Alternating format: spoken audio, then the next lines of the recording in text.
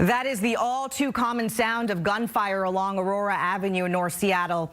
Residents say they've been dealing with crime in that area for many years, but they've seen a dramatic increase this year. It's gotten so bad, around 300 people rallied and marched over the weekend along the known hotspot for human trafficking, prostitution, and shootings. Last month, residents took matters into their own hands and put up these steel planters along several streets to block drive-by shootings and other crime from entering their neighborhoods from Aurora Avenue.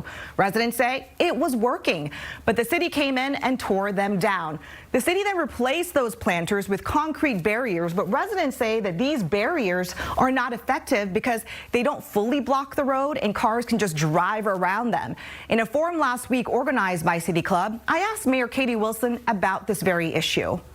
But at what point do you act?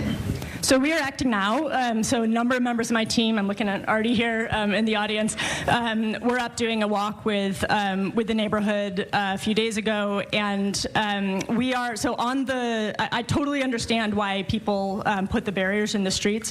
The issue is emergency access, and so what we've done for the time being, there's one barrier that's actually still in place, but the other ones we've replaced with what are called chicanes, which is basically not entirely blocking off the street, but basically really slowing movement through it. Right? And residents say that barrier isn't working. I understand. So that is like a very temporary thing, but again, SDOT is now, and you say study it, and it is true, study it, but study it very rapidly.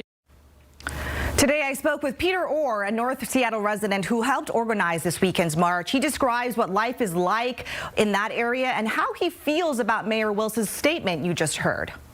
I feel like we need to study this is just a punt to focus on something else that's more convenient. If you had Mayor Wilson right across from you or Councilmember Juarez, what would you lobby them to do immediately? Immediately shut down streets we've been asking for years. It's a quick solution to separate the pimps from our neighborhood, which is just, a couple doors off Aurora.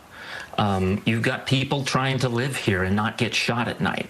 In the meantime, the pimps aren't taking a break, and it's ratcheting up, especially with FIFA coming to town. That brings with it an extra wave of sex trafficking. It's seen all over the world, and Aurora Avenue North is the #2 hotspot for human trafficking in the whole U.S., and it's kind of being ignored. And pimps are only going to want to make it #1, so we need to combat that with some action. So we're talking about human trafficking, and of course, many young girls caught up in this as well, so we can't lose sight of that. But also shootings, We're talking about your neighbors or homes being shot at, bullets flying all hours of the night. So what does it feel like just living along Aurora Avenue right now? Living along Aurora Avenue right now is waking up to gunfire at any time between 10 p.m. and 6 a.m. the other morning. You never know exactly where that's coming from when you wake up, and you're supposed to call 911 and report it.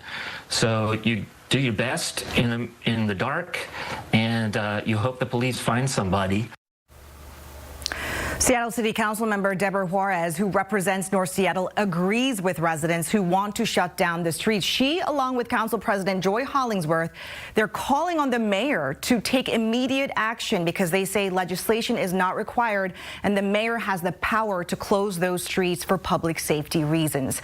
Both council members are passionate, they say, about the issue. We'll have an in-depth interview with Juarez and Hollingsworth tomorrow on Seattle News Tonight.